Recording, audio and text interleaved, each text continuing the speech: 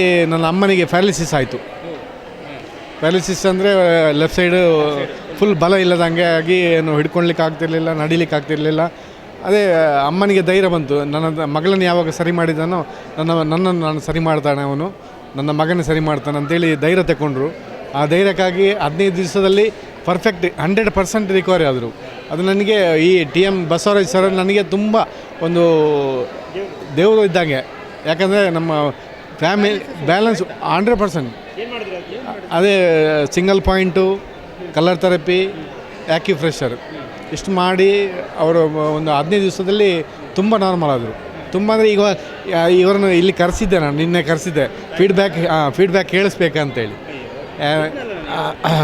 ಅದೇ ಮಿಸ್ ಆಯಿತು. ಚೆನ್ನಾಗಿ ಫಸ್ಟ್ ಅದೇ ಈಗ ನನ್ನೊಟ್ಟಿಗೆ ಬಂದು ಕರ್ಕೊಂಬಂದಿದ್ದೇನೆ. ಈ ಸರ್ ಕರ್ಕೊಂಬಂದಿದ್ದೇನೆ. ಲೆಫ್ಟ್ ಸೈಡ್ ಪೂರ್ತಿ ಪ್ಯಾರಾಲಿಸಿಸ್ ಆಗಿತ್ತು, ಸ್ವಾಧೀನ ಇಲ್ದಂಗೆ ಆಯಿತು. ನಿಮ್ಮ ಮೇಲೆ ನಂಬಿಕೆ ಇಟ್ಟಿದ್ರು ನಿಮ್ಮ ತಾಯಿ, ನನ್ನ ಮಗ ವಾಸಿ ಮಾಡ್ತಾನೆ ಅಂತ.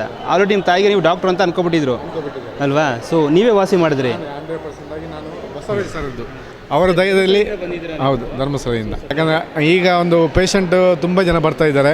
ಆಲ್ಮೋಸ್ಟು ಇನ್ನು ಆಪ್ರೇಷನ್ ಮಾಡುವಂಥ ಪೇಷಂಟ್ ಒಂದು 5-6 ಜನಕ್ಕೆ ಫೈಲ್ಸ್ ಇರ್ಬೋದು, ಅಲ್ಲ ಈ ಹೆಂಗಸರದ್ದು ಎಕ್ಸಸ್ ಬ್ಲೀಡಿಂಗ್ ಅಂಥದ್ದೆಲ್ಲ ತುಂಬ ಕ್ಯೂರ್ ಆಗಿದೆ. ಆಪ್ರೇಷನ್ಗೆ ಹೋದಂಥವರು ವಾಪಸ್ ಬಂದು ನನ್ನಲ್ಲಿ ಬಂದು ರಿಕವರಿ ಆದವರು ಇದ್ದಾರೆ.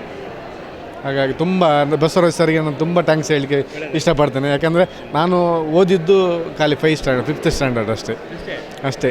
ಈಗ ಅಂದರೆ ಜನಗಳೆಲ್ಲ ಡಾಕ್ಟ್ರು ಪದವಿ ಅಂತ ಹೇಳ್ತಾ ಇದ್ದಾರೆ ಅಷ್ಟೇ. ಅದೊಂದು ಗಾಡ್ ಗಿಫ್ಟ್. ದುಡ್ಡನ್ನು ಮುಖ ನೋಡೋದಿಲ್ಲ ಅಷ್ಟೇ.